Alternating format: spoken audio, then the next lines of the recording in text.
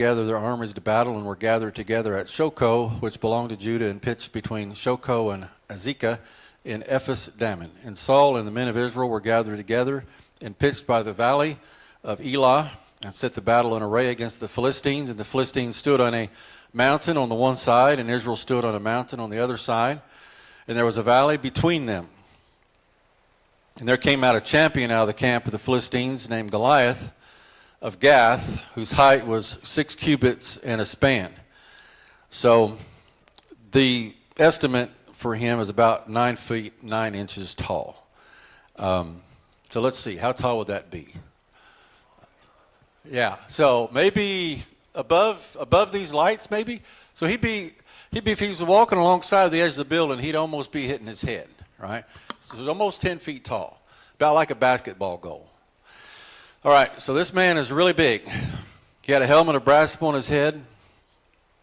He was armed with a coat of mail, and the weight of the coat of mail was 5,000 shekels of brass, about 125 pounds.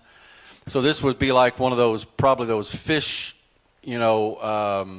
garments that was made of thin metal, but it helped keep, it was supple, weaved together, exactly. So, but it was real heavy because he was a big man. It's about 125 pounds just for that. He had greaves of brass upon his legs, a target of brass between his shoulders, and the staff of his spear was like a weaver's beam, and his spear's head weighed 600 shekels of iron, and one bearing a shield went before him. All right, so he didn't have a shield, evidently, but he did have a shield bearer in front of him. The Bible explains that he's pretty much covered from head to toe in armor. He did have one vulnerable spot. Any of you kids remember where that spot might be? Billy? Huh? You don't remember? Forehead. Exactly.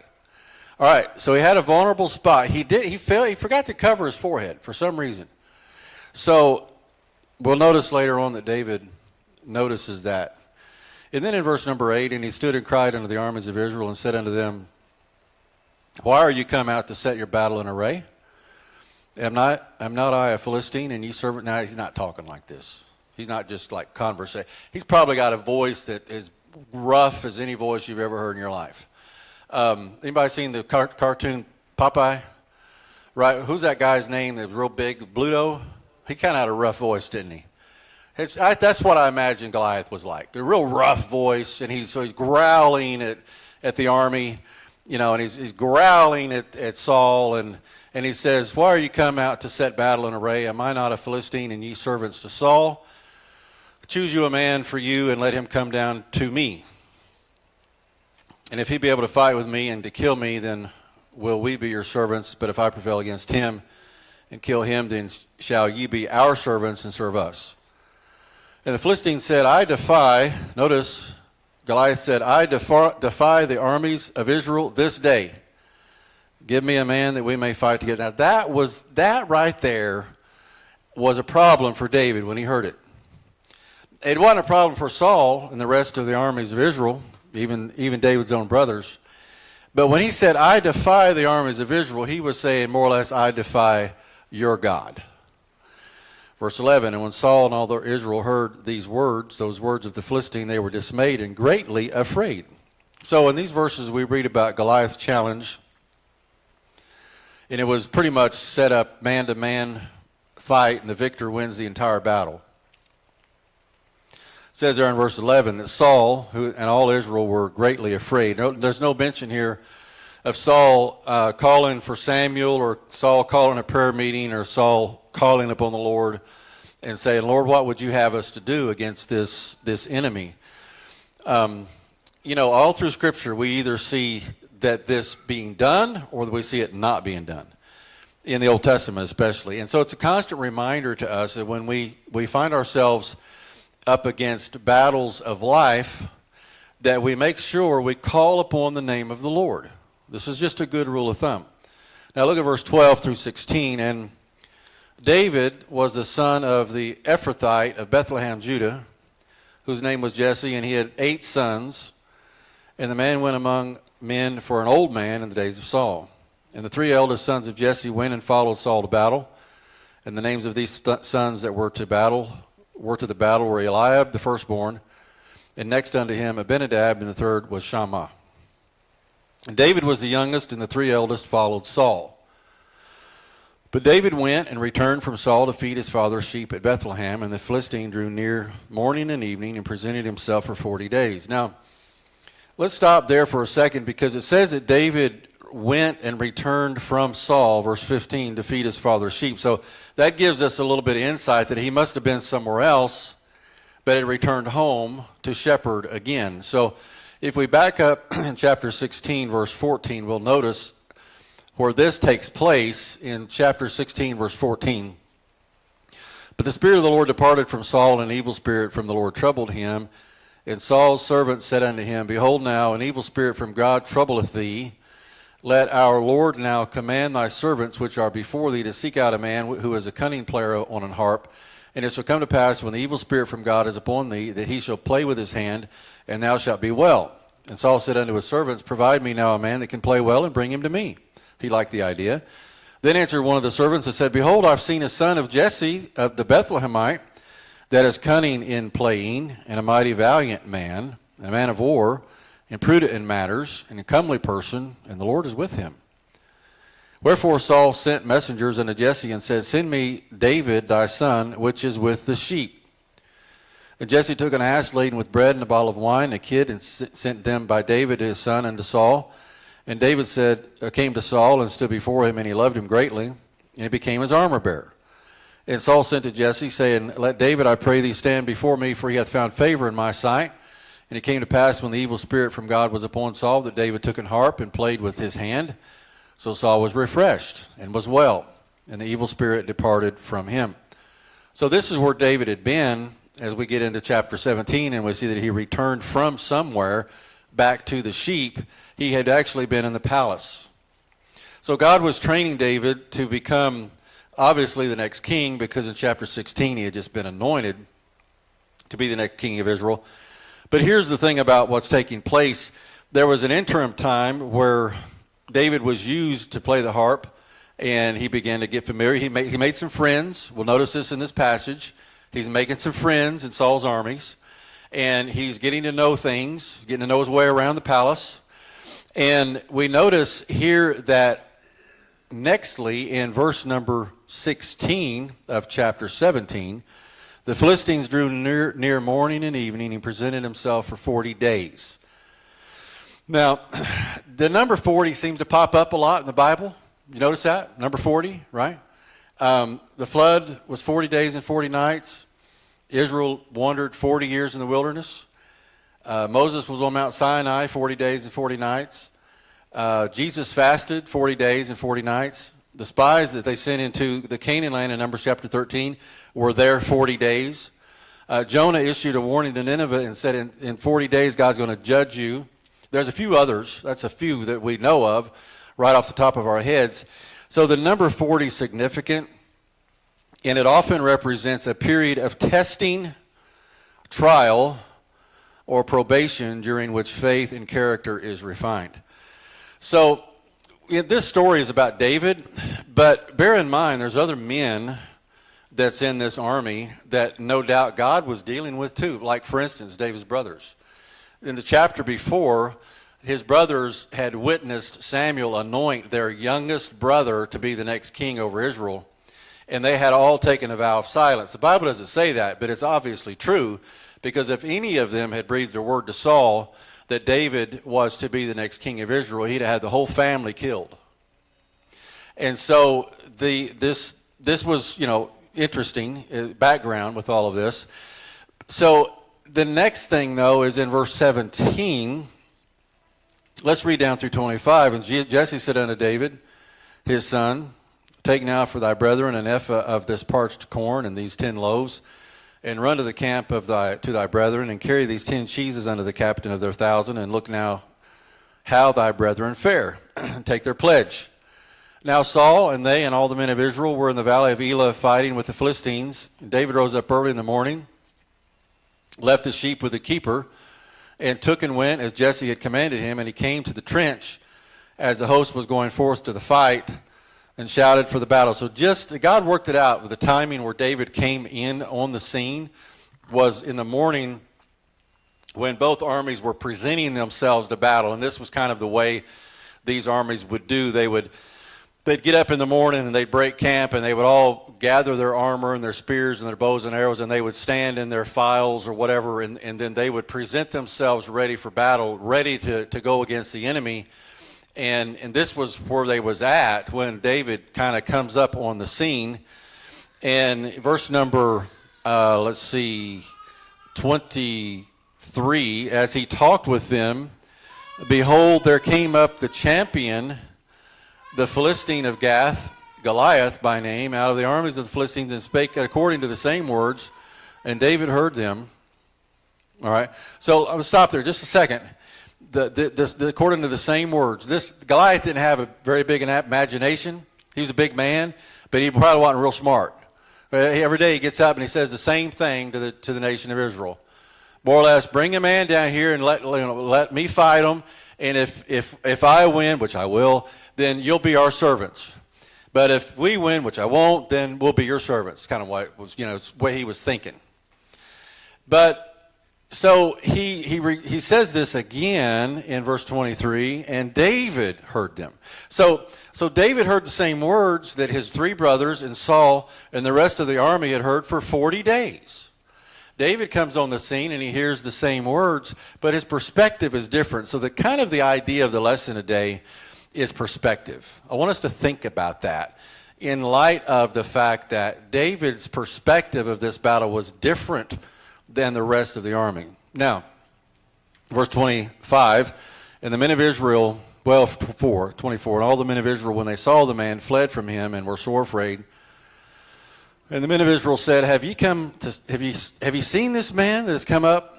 Surely defy Israel as he come up, and it shall be that when the man who killeth him, the king will enrich him with great riches, and will give him his daughter, and make his father's house free in Israel. So we'll stop there for a minute. It's obvious David now had friends in Saul's army, because notice when he comes up on the scene, the men of Israel said unto him. So I'm sure he probably seen some familiar faces, and as he comes on the scene, these familiar faces, maybe they go over and they chit chat with David. Hey, how you doing? What are you doing here? You come up to see the battle and all that. They weren't being rude to him. It doesn't say that here. They were like, hey, are you here to see the battle? Did you hear what he said? Did you hear what Goliath said? And by the way, did you know what Saul said? No? What was that? Well, whoever kills Goliath, that Saul's going to enrich him with great riches, and will give him his daughter in marriage, and make his father's house free in Israel. No more taxes. So these three things was offered by Saul to anyone in the army that would be willing to go against Goliath and defeat him. All right? So, that's pretty good, right? Pretty good incentive to risk your life. Well, if it works. Now, we notice in verse 26 then, it says, and David spake to the men that stood by him, saying, what shall be done to the man that killeth this Philistine? Notice, and taketh away the reproach from Israel? For who is this uncircumcised Philistine that he should defy the armies of the living God? Wow. That's a little bit different perspective than Saul had and his three brothers, who we're going to find out here in a moment. He says, who is this man?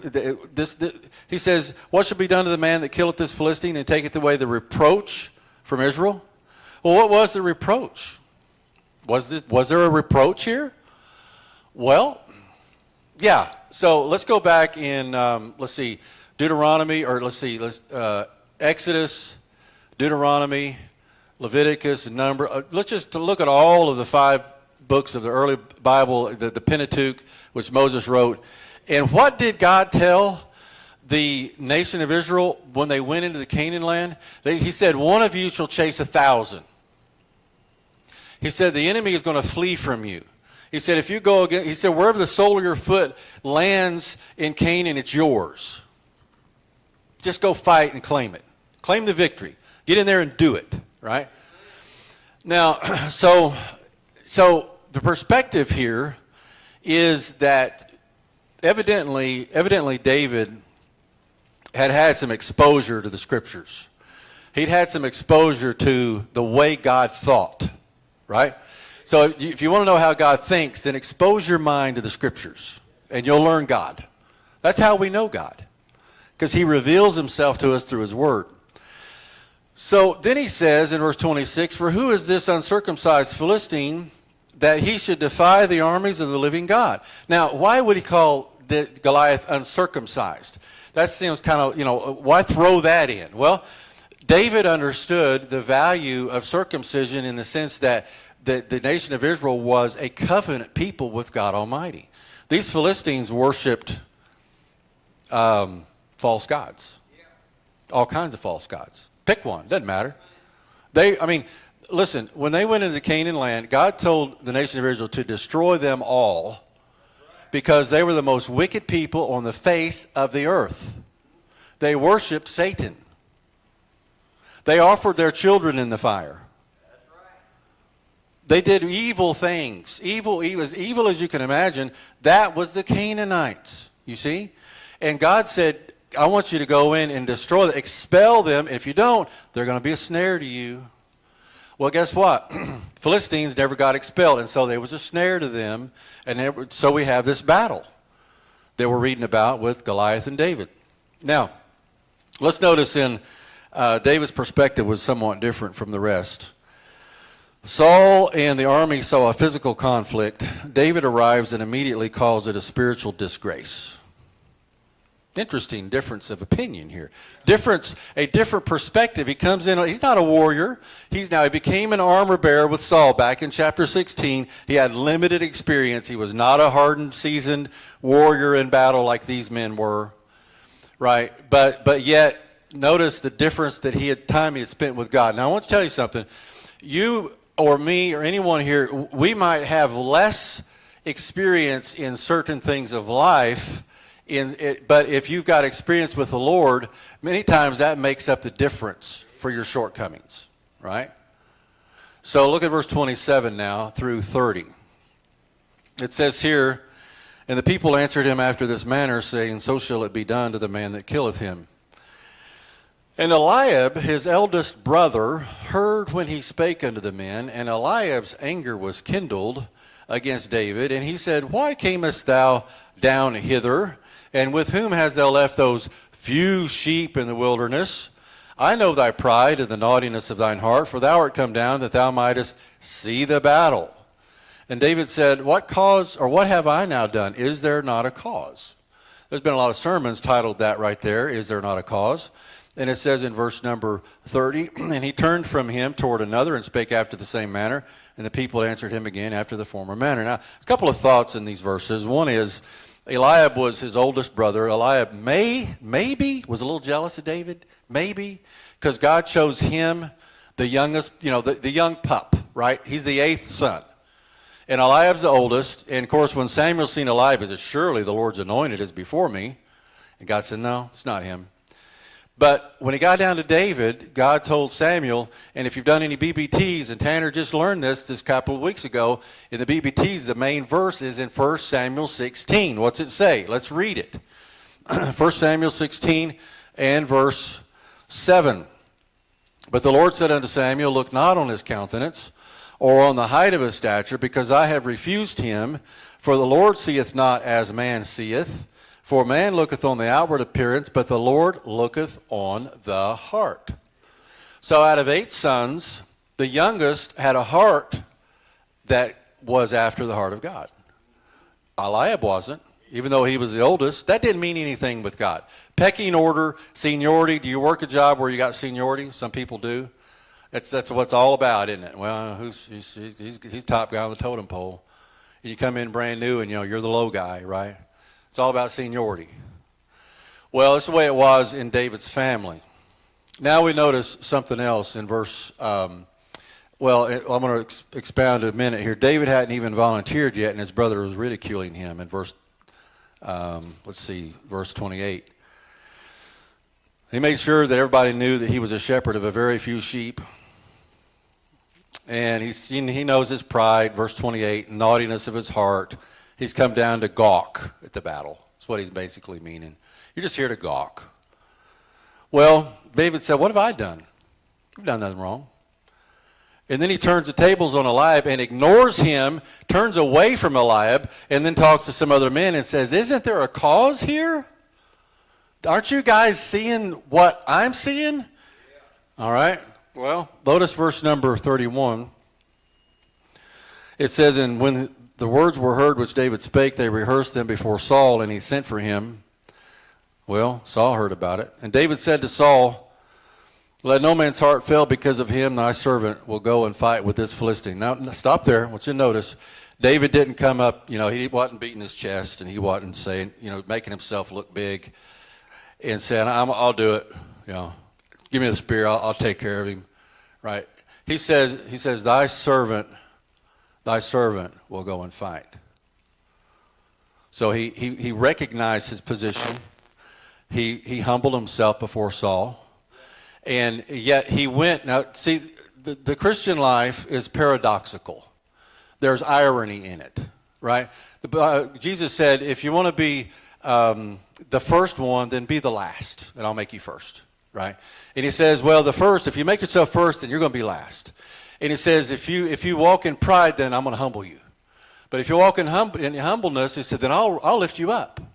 David come into this battle humbly, and he came with the right spirit and the right attitude. Verse 32, he said, let no man's heart fail because of him. Thy servant will go and fight with this Philistine. I'm your servant, Saul, but I'll volunteer. That's what he was saying. And Saul said to David, thou art not able to fight this Philistine, to fight with him, for thou art but a youth, and he a man of war from his youth. And David said unto Saul, thy servant kept his father's sheep. Notice he didn't even say he owned them. It's my dad's sheep. And there came a lion and a bear and took a lamb out of the flock. And I went out after him and smote him and delivered it, the lamb, out of his lion's mouth. And when he arose against me, I caught him by the beard and smote him and slew him. Thy servant slew both the lion and the bear, and this uncircumcised Philistine shall be as one of them, seeing he hath defied the armies of the living God. Now I want you to notice something in David's verbiage here. He's not speaking to Saul in a prideful, pompous way, but he is standing before him in the strength of the Lord, and there's a difference.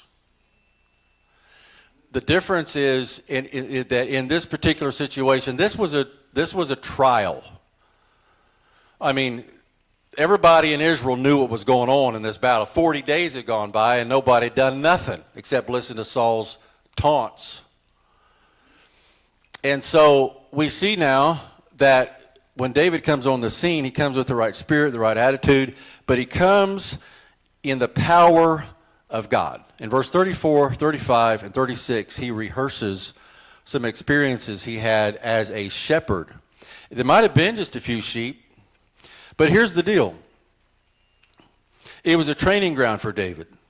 The lion and the bear were two enemies that came into the camp or into the flock of the sheep. And if you're any kind of shepherd at all, let's say, for instance, if there was a coyote that was to come into the fence where Clay's sheep are at, and he sees that, probably the first thing Clay would do would be run, grab his rifle, and try to kill the coyote, right? He wouldn't stand there, and kind of watch and see what he's going to do and let him pick one of the young lambs out and carry it away in his mouth and then say, well, I don't want to, What kind of shepherd is that?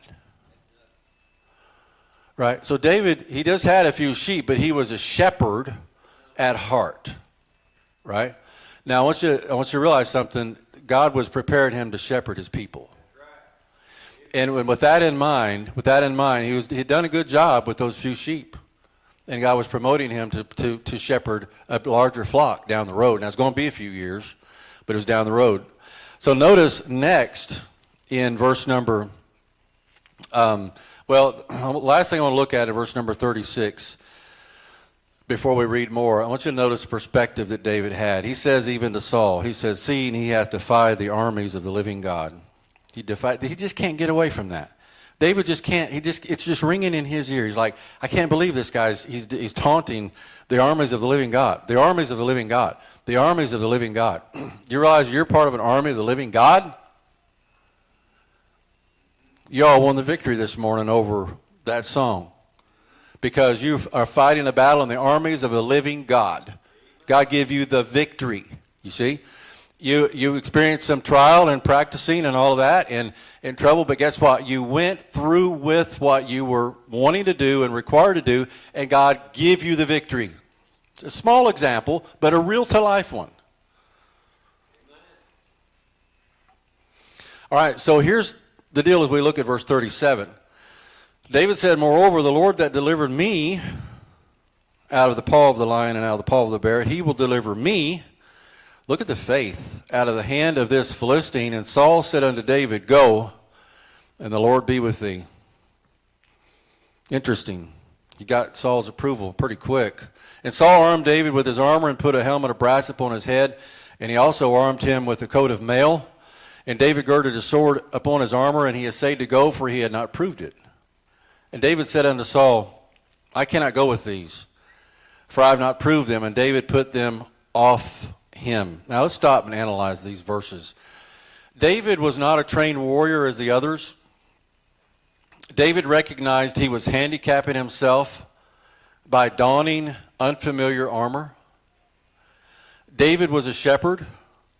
That was his background. That was his expertise. David was proficient with a slingshot. In these days, these shepherds were, the Bible says in another place that there were I don't know what they call them, but men that did slingshots were so proficient they could hit a hair on the wall. I mean, they were that good. You just place a little bitty mark on the wall and they'd sling a stone and they'd hit it every time. That's how accurate they were. David was this way. So my point is this, David was not a trained warrior, and he was not going to handicap himself with donning unfamiliar armor. So what's the analogy here for us? What can we apply to us? He goes to battle with his own unique experiences behind him and his familiar armament. Now I want to camp on this just for a minute, because I want us to understand that our background is different from other people. And so what God does, he doesn't, like with Brother Clayton, if Brother Clayton goes to battle against the devil, on his job or somewhere, he doesn't start thinking about, I wonder what Nick would do in this situation. I wonder what Brother Steve would do. What about, I'll call Brother Jimmy up. But my point is this, you've got your own background, you see.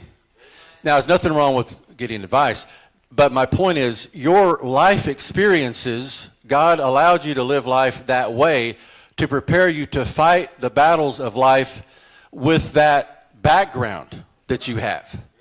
So everyone's different, and so David learned something that's real important, and this is something that you can really think about and kind of chew on, and that is everyone has a lane to run in, right? Everybody's got their own lane to run in.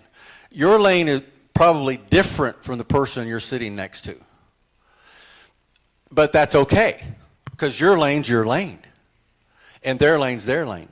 So we do what we can for the glory of the Lord in our lane, and do the best that we can in so doing. So David, when he tried on this extra weight and this armor, and he's take this shield and spear, and he's maybe throwing it around and trying to practice, and he's thinking, this is a mistake. Verse 39, I cannot go with these, for I've not proved them.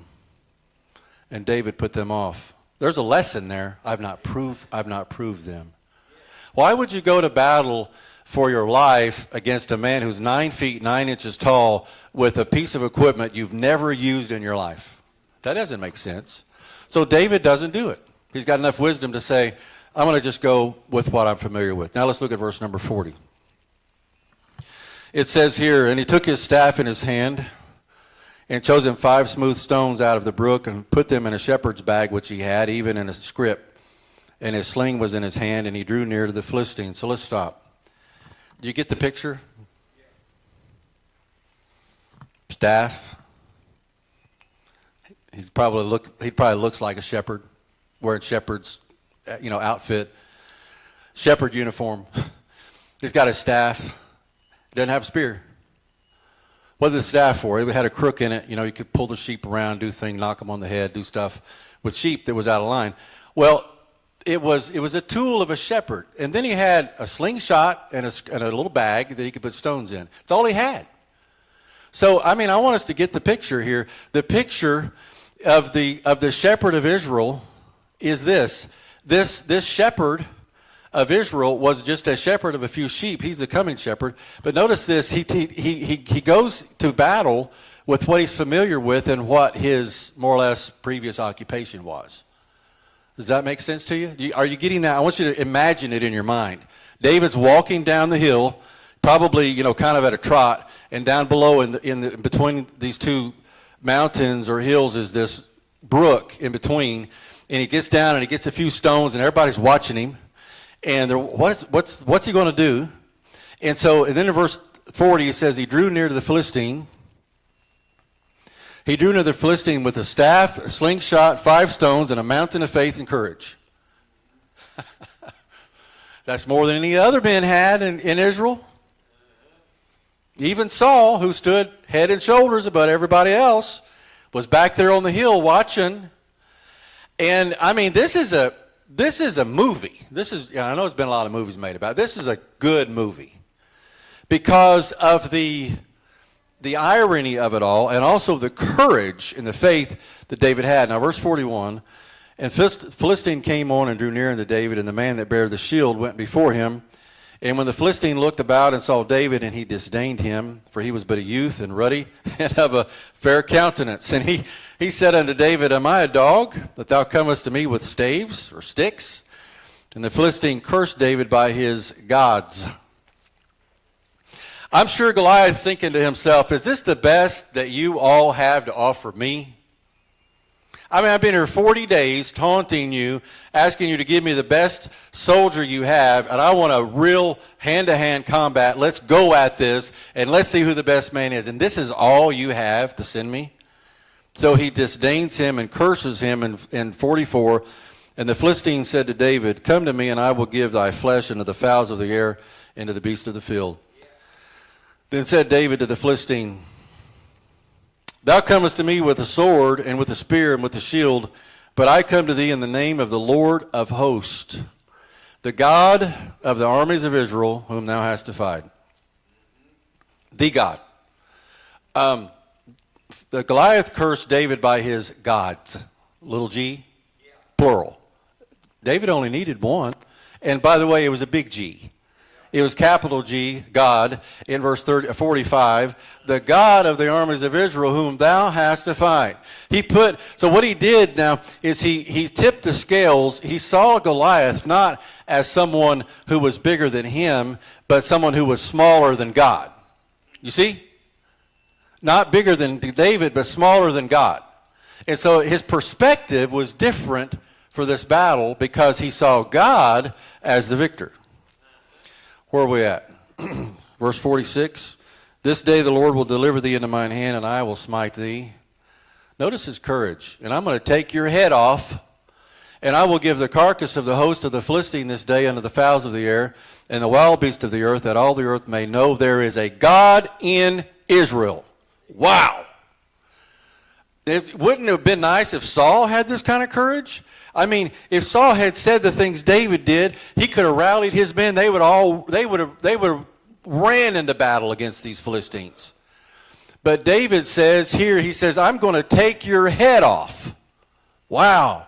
And give the carcass of the host of the Philistines this day unto the fowls of the air and to the wild beasts of the earth, that all the earth may know that there is a God in Israel. And guess what?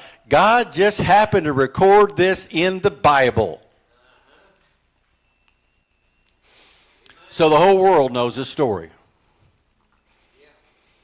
Verse 47, And all this assembly shall know that the Lord saveth not with sword and spear.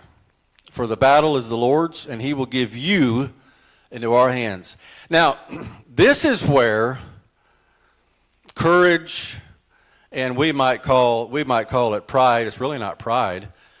But the kind of courage that David is now exhibiting against the enemy, God approves of. Now you can't stand against another one of the Christians or a beloved person of the Lord and say, I'm going to take your head off, right? You can't. We don't talk to each other that way. We observe Christianity principles, love one another, give of yourselves, do these things. But when it comes to fighting Satan and his enemies, you take their head off, right? Satan ever done anything for you? Right? I'm serious. Now, granted, we don't live life this way anymore. We don't have to fight like this, thankfully. But my point is this. When you're engaged in spiritual warfare, you stand, and having done all to stand. You stand. That's what Paul said in Ephesians. He said, and having done all to stand, take unto you the whole armor of God. Where are we at? 48. Came to pass when the Philistines arose and came and drew nigh to meet David, that David hasted and ran toward the army to meet the Philistine. And David put his hand in his bag and took thence a stone and slang it, a stone, and smote the Philistine in his forehead, Billy. His forehead wasn't, there was nothing there. So that's where he aimed. And it says there, and slang it, and smote the Philistine in his forehead, that the stone sunk into his forehead, and he fell upon his face to the earth. He fell forward. I want you to notice this. He fell forward like that. So he hit him so hard that he just fell forward. And it says there in the next verse, 50, and so David prevailed over the Philistine with the sling and with the stone, and smote the Philistine and slew him. But there was no sword in the hand of David yet. Therefore David ran and stood upon the Philistine and took his sword and drew it out of the sheath thereof. Whose sword was it? Goliath's. That's probably pretty heavy. He probably had to struggle just a little bit. So he struggles and he pulls that big old sword out of Goliath's sheath. And it says there, and slew him and cut off his head. And the Philistines saw their champion was dead, they fled. Can you imagine this scene? I mean, this is, the men that eyewitnessed this, they had stories to tell to their kids, their grandkids, their great-grandkids. I was there. I saw David cut Goliath's head off, right? I saw the whole thing. Where are we at? 52. And the men of Israel and of Judah arose. Oh, now everybody gets courageous. And shouted and pursued the Philistines until thou come to the valley and to the gates of Ekron. And the wounded of the Philistines fell down by the way of Sharam, even unto Gath and to Ekron. And the children of Israel returned from chasing after the Philistines, and they spoiled their tents. And David took the head of the Philistine Goliath and brought it to Jerusalem. But he put his armor in his tent. He took spoils of war. It's okay. It was his. He took everything Goliath owned, stripped him, and took his head. And when Saul saw David go forth against the Philistine, he said unto Abner, the captain of the host, Abner, whose son is this youth? And Abner said, As thy soul liveth, O king, I cannot tell. And the king said, Inquire thou whose son this stripling is. And as David returned from the slaughter of the Philistine, Abner took him and brought him before Saul with the head of the Philistine in his hand. So this is the picture. David walks up, and this head of Goliath is bloody. It's got a big dent in the forehead. I don't know if the stone's still there or not, but it's bloody, and he's got him by the nape of the head, by the hair, right? And it probably weighs 25 pounds because he was a big man. And he's walking up to Saul, and he's got Goliath's head in his hand.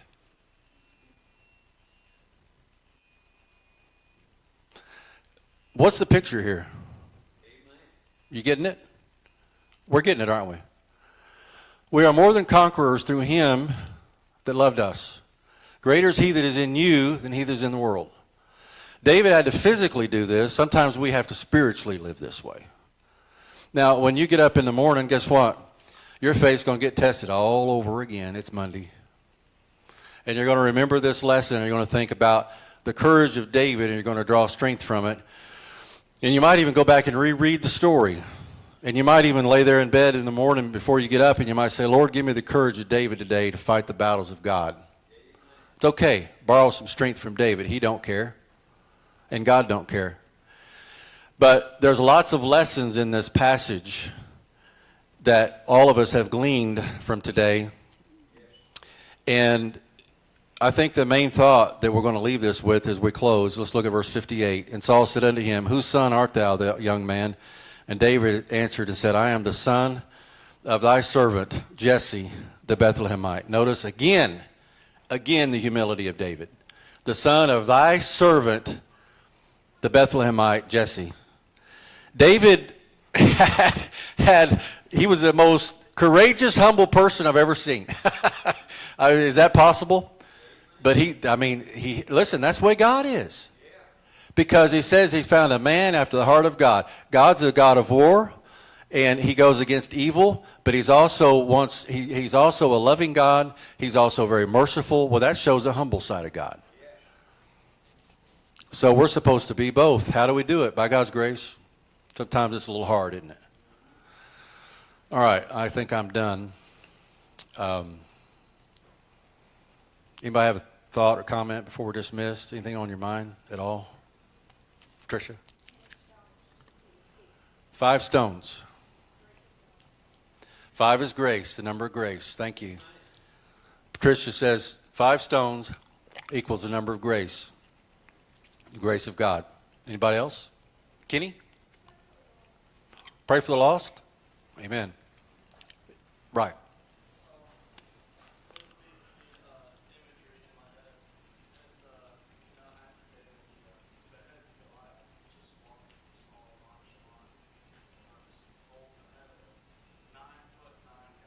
Yeah.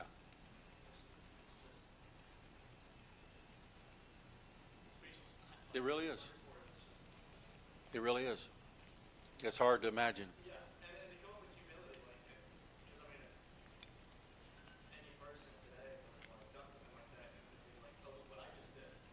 Right.